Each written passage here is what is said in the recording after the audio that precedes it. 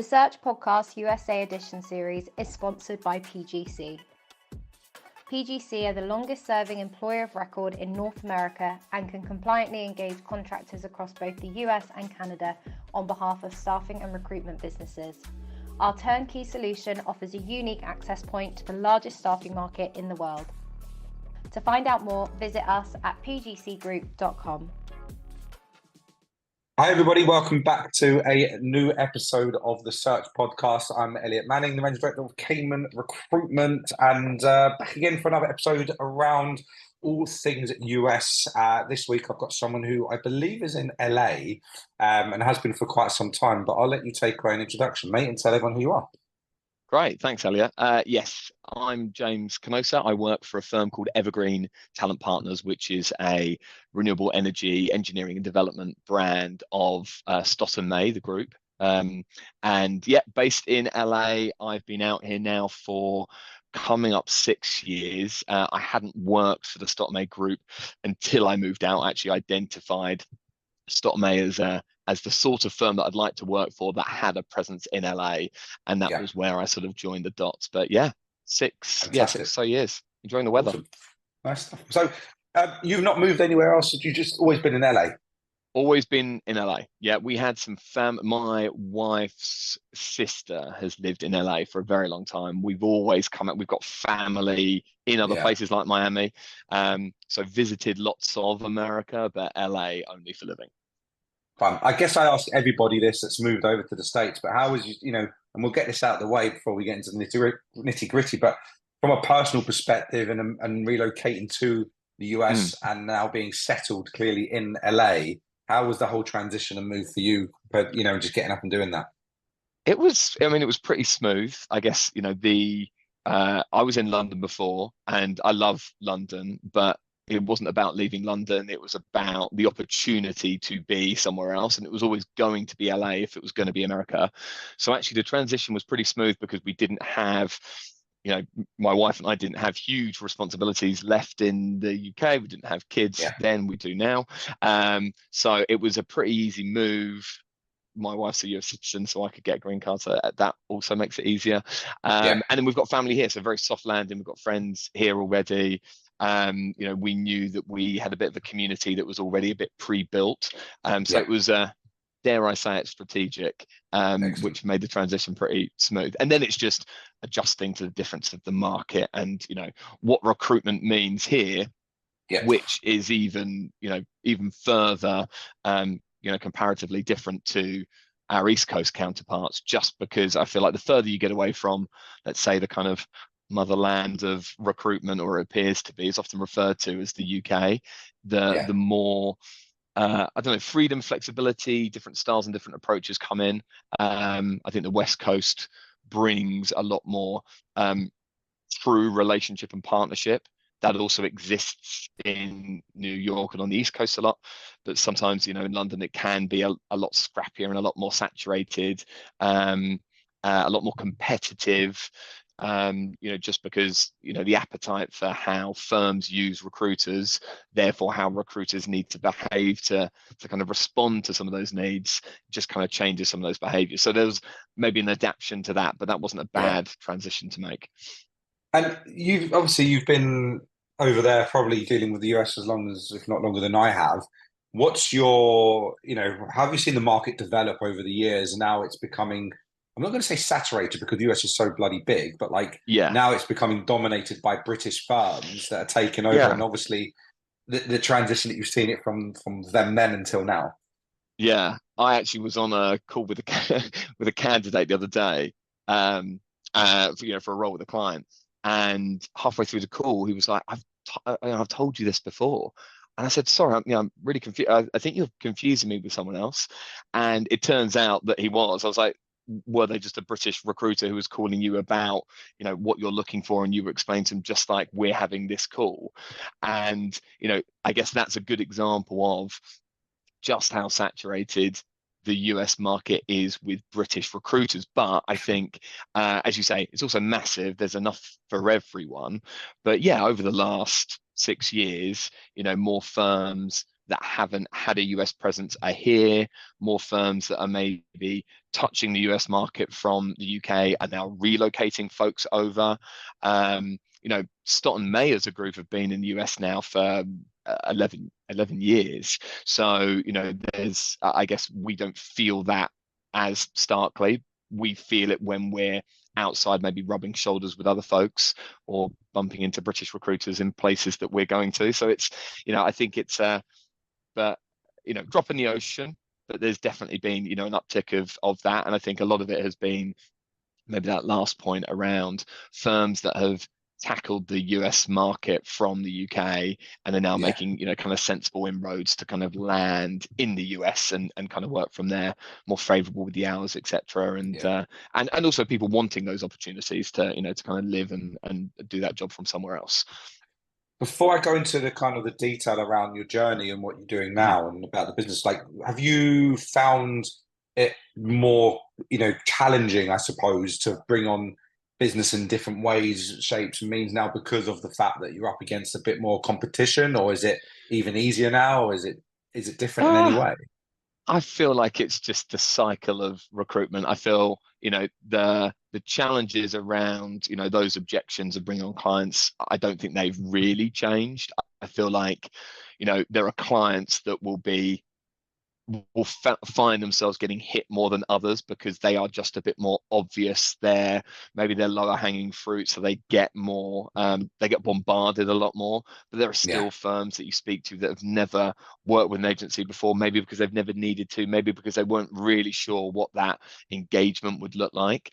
So I think over the years, there hasn't necessarily been a fundamentally different strategy for it. I think, as with anything, reputation driven, the more embedded you are, the more you seem to be the people that are the right people to be spoken to, you'll still get those opportunities, maybe over and above the people that are trying to get the opportunities but don't have that known network, they don't have those referrals, they don't have, maybe for them it feels harder, as it were, as they're kind of treading on the same ground as other folks are already on. Last question for you, mate, on this subject, to be honest. Are you do you find it that it's more beneficial and an advantage to you being physically in the US doing your job and what you do than those that are in the UK trying to do it from there and challenging you? Yes. Short answer, yes. Longer answer is there are some great recruiters that work the US market from the UK. And I think it's not as important as I or others might think it is that we're here for everyone. But there are people who I do think kind of hear my accent and they're like, oh, are you in London? Are you in Europe? And I'm like, no, I'm in LA. And it kind of disarms them a little bit. So I think there are people that maybe appreciate the closeness of, and of course I can, meet people for coffee, but again, the US is a big place. Not all of our clients are a coffee shop away from me, but everything is a lot more accessible. Everything is easier. I can make it very easy for people. But I also think that some good recruiters don't need to be here to be as good as they are.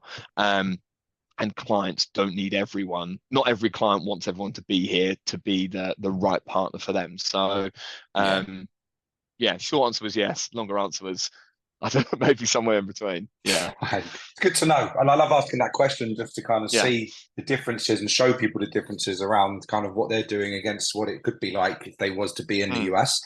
So tell us about your journey, James. So you've been very successful in your career and what you've done in the business of Stott and May, but you've kind of gone into something new and wanted to share a bit more about that. Yeah. So I mean, I again was in London for years, 9 years, doing kind of recruitment, all shapes and sizes. Corporate, mixed bag, very general. And when I moved to the US, I knew that I'd be kind of embarking on tech. That was where, certainly at the time, that was sort of what was on everyone's lips. So I was looking for a right place a right home to kind of land and do that work. So I joined Stott and May. They had an LA office, they had a West Coast presence. They were looking to build that out. So I joined them there and was part of that kind of journey of sort of building that out really over the last, 5 and a bit years. mixed discipline, software engineering, cybersecurity. My background had been Salesforce when I was operating more as an IC. So we had these kind of practice areas that we were building. We've got a sister office in New York that was doing the same thing, and we were kind of finding ourselves, moving across the US from sort of both coasts. And then I guess over time, a few things changed. COVID hits, everyone exits their offices. New York are, chomping at the bit to get back into theirs, and LA are saying, "Gosh, how freeing not to have an office. Now we can be a bit more flexible. We can hire someone who lives here, who has, which is an hour away from where we work over here, and they've got no interest of ever coming into our office, and that's a restriction for us. That's a barrier." So we started working this more distributed kind of model. Of hybrid in office effectively in New York, and then more distributed sort of in LA. We then gathered talent in other places naturally, so people in Texas, we built a bit of a hub in Nashville and a few states in between. And where we got to kind of last year is, I guess, two things were happening. Our reputation and our roots in the tech market aren't necessarily being challenged or rivaled, but the market is tough. We're seeing, and I know it's cliche, and we talked about this before we kind of kicked off, that the renewables market is, gets a lot of attention in every aspect, politically, socially, commercially, economically. And we thought, well, look, there is a sensible way that we can approach this kind of with care and sort of with caution. So we merged our US tech business into one team. So instead of having, and we've never been kind of office based of the LA office has this region and the Austin office has this region. We've been very much, we've got a West Coast team going this way, we've got an East Coast team going that way. And at some point they meet in the middle and we're looking for collaboration. Obviously, that can get competitive. We don't want to trip ourselves up in pursuit of doing the best work that we can do. So we merged those teams, and that freed me up to then pursue a new brand build out for us that will be able to build on that same infrastructure. So again, able to operate US wide, able to leverage the infrastructure. We've got a fantastic brick and mortar office in New York, able to leverage that infrastructure and now plug in Evergreen Talent Partner sort of colleagues into this kind of pre-built structure. So it's, on one side, it feels like a startup. It's definitely a new brand, but actually we've got an existing business that's been around for 11 or so years, incredibly well practiced. All of the compliance, everything that a business's first pain point is, we've already completed that. For us, it's now about brand awareness, engagement, audience creation, and building out this new business that's focused on renewable energy engineering and development. And that's been my journey for sort of the last literally 6 months. We launched in January, and I guess it was a soft launch as we wanted to be effective very quickly, but it was very hard, wanting to make sure that we were entering at the right point.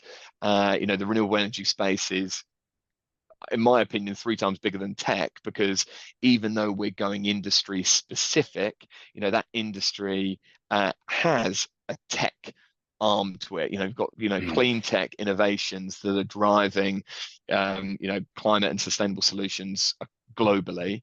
You've got the engineering piece that's very traditional, that underpins some of the kind of the work that you see on the ground, the solar farms, the wind turbines, etc. And then you've got the commercial element, the kind of the sales piece, the movement of money, the financial investment, even the corporate social responsibility side of climate, energy, clean tech, etc. So it feels like we have to be really careful about that, identifying the right entry point, identifying kind of where and how we start. And we started in LA very sensibly. That's where we are. To your point, if we can win clients that are here with us in LA or in California, we can be, even if it's only slightly more effective for them because we're here, because we're boots on the ground. We can definitely meet with them with ease. We can just be a bit more of a resource to them. But also naturally, we're picking up work also where we're being directed and where we're being engaged with. And Yeah. it's already taken us, kind of coast to coast. There's a huge pocket of infrastructure in the northeast of the US, as you can imagine. So a lot of our client generation has been there. And again, that informs our next stage of scale, which of course is to leverage our New York business. There's some great talent in New York, and kind of staffing out and scaling under the banner of Stott and May, leveraging that sort of space. But all the while, our people get to work in the ways that are maybe a bit more specific to those regions. Again, huge socio-cultural appetite in New York to be in an office, to kind of be gathered and rubbing shoulders. That is just so much harder in LA. And of course, there are businesses here doing that, demanding and mandating in-office work as part of their culture and strategy. But it's hard. There are things that we can't do without that, and there are things that they can't do with that. And we've just chosen our vehicle, I guess, as they've chosen theirs. Yeah. In your experience and having gone through all of this, and obviously now doing this again and just kind of putting yourself into positions, is just for the advice of anybody else, without giving away all of your tips and secrets, what is allowing you to be successful in doing what you're doing? Because there's lots of firms that go over to the US and they fail. They don't have a plan. They don't have a strategy. I mean, obviously, yes, you guys have had a lot more of an infrastructure in terms of the time that you've been there and built out. But what does it take for a firm to be just as successful in the journey that you're having if they are choosing to kind of get to the US? I think there's probably 2 or 3 things that are sort of contributory factors. I think, having learnt the hard way with Stott and May as we built out LA, LA was only started in the year that I joined. It was started in around May or June of 2018, and I joined in the late November, December. And we just arrived in California. We were building out a base there and a space there, and we were already learning the things that we had no idea about, that were different to New York, that were different to London. So I guess maybe I can speak more specifically about kind of the West Coast pain points, which were the distribution of the city, the distribution of the talent, the appetite from the most experienced folks here not to be in an office versus our counterparts in New York, where the top billers are ready to be sat at a desk next to the graduates that have just been hired. So it just felt like we were noticing that kind of difference. We did what a lot of UK recruiters do, which is hire familiar faces, and that's great when it works, but you sometimes get folks that aren't the right folks, aren't there for the right reasons. Maybe they want to be in LA or California because that's where they'd like to be, but doing the work that is demanded by being there is not necessarily kind of top of agenda. So I think as quickly as you can hire local folks. There's lots of US domestic talent that have worked either for other great US firms or have worked for UK firms. They understand, the bigger differences of some of the kind of full desk 360 model, the appetite for kind of running a desk sort of completely. So there are US folks who've been educated to that style that's typically very British. And so we were identifying those people to join us, and that I think when we could crack that sort of code, we were kind of blending, kind of UK homegrown talent with US talent that know buying signals and relationships and appetite for ways of working here in the US. That kind of worked. And then I think it's trying as hard as you can not to just work in the way that it's worked geographically elsewhere. We know that cold calling anyone, a candidate or a client, is very mixed response. We know it's again, still a very useful tool for us, but it's not the same as, being in London, finding someone's resume on a website, and you call them and guess what, they pick up first go, and then you're having a really sensible conversation with them about what they're looking for. That's just almost impossible in the US. It's a far more kind of staggered, careful, multi-step, multi-channel approach. So I think Yeah. we learned that a while ago, and we apply that now. So I guess there's a bit of permission to take a bit longer, provided you're doing the things that we know result in. That's the tipping point for the relationship, because there aren't as quick wins. It's very hard to be transactional. We don't want to be transactional, but we also want to win as quickly as we can, move the needle forward quickly, and actually you have to work slowly to be successful sometimes, or work methodically. So yeah, I think that we learned lessons 5.5, 6 years ago. We continue to learn lessons, and I think that's enabled us to do things like launch a brand and approach it with that knowledge, to get us to a point where the ball actually is rolling.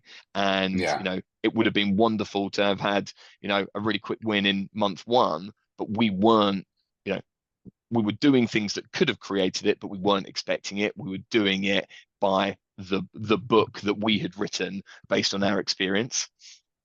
I said that to someone this morning, is rather than worrying about what the goal is you're trying to necessarily achieve, worry about what's in front of you and you can control right now, and that will always come later down the line. And that's probably the most important thing that I've learned, and try and emulate to recruiters to do the same thing. Stop worrying about, yes, you got a target on your head, that's fine, but stick to the basics, stick to the processes that work, and you will get there just from doing that. And when you look up, you'll realize I'm there. Totally. And you could do your first deal, right? You could place your first person, but if you haven't done it with that sort of methodology, you might then be thinking, well, I actually have no idea where my next deal is going to come from, because I haven't worked in a way that's repeatable, scalable. I did this and I achieved this. I somehow managed to achieve something. I can't repeat that. So I'm now kind of back to square one, even though I feel like I've done something positive. I've not actually done something in a way that is, I guess kind of I'm becoming in tune with, as it were. So it's starting with that, knowing that every win will be connected to that relatively singular way of working. Yeah, amazing. You've answered two questions here. Do you know, as you ready? Because you gave me, I'll be honest with you, you gave me more information than I've had for a while. Right. All these episodes are fantastic. Don't get that wrong, but you've been so informative around, what you've told me around, especially that last question I asked you. That people listening to this, there's a lot to take note of, a lot to listen to, and a lot to kind of get to a point of being, as building a foundation, if you like, before you can see any kind of results. You obviously had the foundation there to get to where you wanted to get to, but at the same time, you've done it all the right way as well. From speaking to lots of business owners, and the ones that are most successful have done what you've done. And you made a good point as well, which I did say to you before we jumped on the podcast, is someone said the homegrown talent in the US and the US recruiters are so valuable. And in some cases more valuable than bringing someone over necessarily from the UK, because they have the network, they have the culture knowledge. They're not in any kind of honeymoon period where they actually understand that that's home for them. So different kind of way of life, but at the same time they know how to deal with the relationships in the US that is actually can be totally different to London, right? Yeah, 100%. And I think, again, diversity of any kind, right? Thought, background, and maybe more specific, it just adds a different kind of layer to our business. And it's nice to sit in a room, virtual or otherwise, that has that different accents, different people, different faces, different different experiences. But yeah, we've got some of the best recruiters that I've worked with in my time in the US have been US folks who've either worked at UK businesses in the US, or they've worked in US homegrown recruitment, and they've just they've got the same ingredients and minerals that the next person has, and they're just able to apply it sort of on on their territory, as it were. Yeah. So yeah, definitely some really good talent out there. I think just to finish off, like there was this whole stigma in the past where British recruiters were vital and necessary to get to the US because of the different way that they kind of bred and worked in recruitment, etc. But I don't think I agree with that.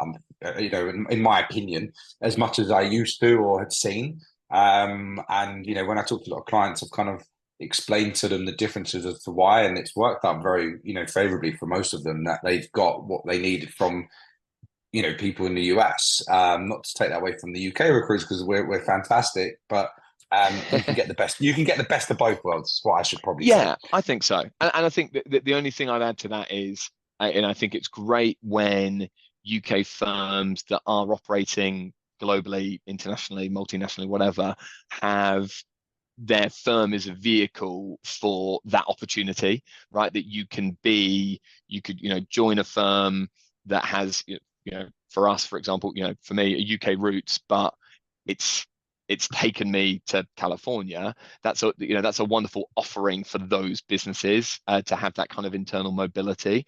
But as you say, that is a route to hiring the best people to do the job. But it's incredibly important. If that was the only route to hire, that business would have a problem. If there isn't a way to strategically hire local talent, you will definitely run into problems quick. It doesn't mean it's impossible. Of course, nothing's impossible, No, of course. but it would make it. I think you would experience more challenges if you didn't have a successful route to local hiring. Definitely. Brilliant. James, I really, really appreciate everything that you've said, your time. If anyone listening into this is looking for any advice or even maybe even a job or anything in the US, talk to these guys at Evergreen Talent. Fantastic journey. I really wish you the best of luck with the venture. You've got incredible business with it. With Start and May behind the business at the same time, and a very strong company in the US. When I do talk about companies that have done well in the States, I always include Stott and May in that mix, just purely on the fact that where they've got to in the States, as opposed to unfortunately some other businesses for different reasons. Mm-hmm. But that does say a lot, and look, you've been at the forefront of that as well. So I want to see it grow and grow and grow, mate. And it's been a pleasure speaking with you. So thank you very much again. Thanks, Elliot. Appreciate it.